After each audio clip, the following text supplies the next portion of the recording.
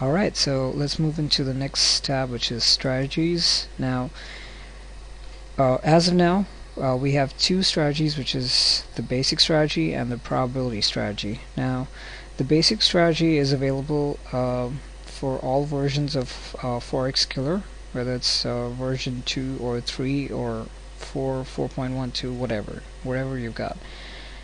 But when it comes down to the probability strategy, that's available only for the latest version of Forex Killer, and that's specifically version 4.12. So the difference between these two strategies is that when you consider the basic strategy, AutoFxK will place a trade only if the short-term signal and the long-term signal, which is displayed inside of Forex Killer, if those two signals match, will AutoFxK place a trade.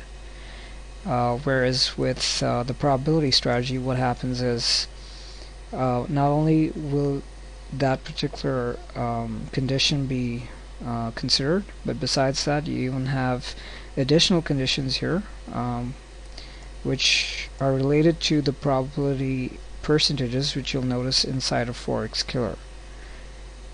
Now, you can go ahead and set that to whatever's the percentage that you're comfortable with. This one's for the short-term probability, and this one's for the long-term probability. If you've used Forex Killer, then you'll know exactly what I'm talking about. So go ahead and tweak those numbers a bit until you get to a point where you're satisfied with the way the strategy works. So for now, I'm just going to leave it at the defaults. This is a pretty picky strategy compared to basic, because if you leave it at basic, then there are quite a few trades that will be placed. But with these additional conditions, AutoFxK will be a little more discerning about the trades that it places, and that's a good thing. So let's move into the next tab, which is the scheduler. Over here, what's cool about the latest version of AutoFxK is that you can go ahead and set it to trade at between a particular time frame or time period, and you can even specify the days on which you'd want it to trade. So let's say, for example, if you want to make sure that your trading starts only on Monday morning, you could just go ahead and uncheck Sunday over here, let it trade throughout the week, and it'll stop by the end of Friday. This is with respect to the days, and this section here is with respect to the actual time frame. Now, if you have no problem with AutoFxK checking, checking the charts all the way from Monday to Friday anytime whatsoever, as long as it doesn't hit the caps, the maximum values, or rather the maximum number of orders, then you can leave this at any time.